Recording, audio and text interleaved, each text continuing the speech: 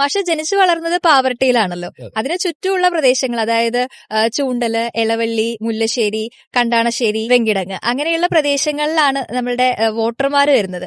അപ്പോ ചുറ്റുമുള്ള പരിസര പ്രദേശങ്ങളായതുകൊണ്ട് തന്നെ മാഷിന് നല്ല രീതിയിൽ അറിയാവുന്ന ഒരു സ്ഥലം തന്നെയാണ്. കൃത്യമായിട്ട് അവിടുത്തെ പ്രശ്നങ്ങളെ കുറിച്ചും ഒരു ധാരണ ഉണ്ടായിരിക്കും. ഇത് പറയുകയാണെങ്കിൽ തന്നെ എനിക്ക് തോന്നുന്നു ഒരു വലിയ ഏരിയ വരുന്നുണ്ട്. ഒരറ്റം മുതൽ മറ്റേ അറ്റം വരെയാണെങ്കിൽ പലതരത്തിലുള്ള ആളുകള്, ഭൂപ്രകൃതി ഒക്കെ വരുന്ന ഒരു ഏരിയ ആണ്.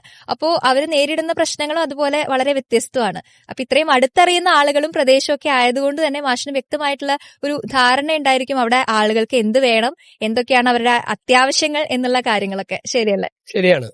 അത് പറയുമ്പോഴും ഞാൻ പാവർട്ടിക്കാരൻ എന്ന നിലയിൽ, പാവർട്ടിയിൽ ജനിച്ചു വളർന്ന ഒരാൾ എന്ന നിലയിലും എന്റെ പൊതുപ്രവർത്തന രംഗം ഈ പറയുന്ന പഞ്ചായത്തുകളിലൊക്കെ വ്യാപിച്ചു കിടക്കുന്ന തരത്തിലാണ് ഇതുവരെ കടന്നു പോയിട്ടുള്ളത്.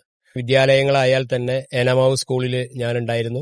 അതുപോലെ തന്നെ Poovathur Saint Antony's U P സ്കൂളിൽ പ്രധാനാധ്യാപകനായിട്ടുണ്ടായിരുന്നു. കൂനമിച്ചു സ്കൂളിൽ ഞാൻ അധ്യാപകനായിട്ട് സേവനം ചെയ്തിരുന്നു. അങ്ങനെ ഈ മണ്ഡലത്തിന്റെ മിക്ക ഭാഗങ്ങളിലും അധ്യാപകനായി തന്നെ സേവനം ചെയ്യാൻ ആ സമയത്ത് കഴിഞ്ഞിട്ടുണ്ട്. എങ്കിൽ തന്നെ മറ്റു പല സംഘടനകളുമായും ചേർന്ന് നിന്നുകൊണ്ട് നിരവധിയായ ജീവകാരുണ്യ പ്രവർത്തനങ്ങൾ ഈ മേഖലകളിൽ ചെയ്യാൻ കഴിഞ്ഞു എന്നുള്ളത് അത് ഏറെ അഭിമാനമായി തോന്നുന്ന ഒരു സംഗതിയാണ്.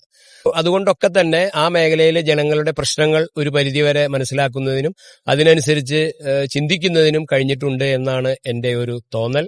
ആ നാടിന്റെ മുഖ്യ പ്രശ്നങ്ങൾ നേരത്തെ പറഞ്ഞതൊക്കെ തന്നെ ആണ്.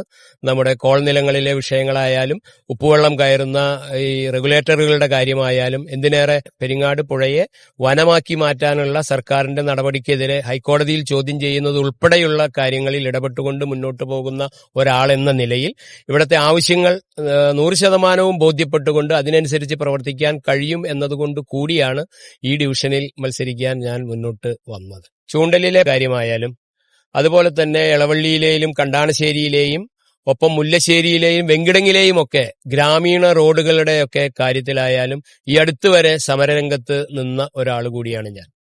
അപ്പൊ എന്നെ സംബന്ധിച്ചിടത്തോളം ആ മേഖലയിലെ നേരത്തെ പറഞ്ഞത് കൂടാതെ റോഡുകൾ അടക്കമുള്ള പല രംഗങ്ങളിലുമുള്ള ശോച്യാവസ്ഥയെക്കുറിച്ച് പൂർണ്ണ ബോധ്യമുള്ള ഒരാളെന്ന നിലയിൽ അത്തരം കാര്യങ്ങളിലൊക്കെ ഒരു പരിഹാരം കണ്ടെത്തണം എന്നു കൂടിയാണ്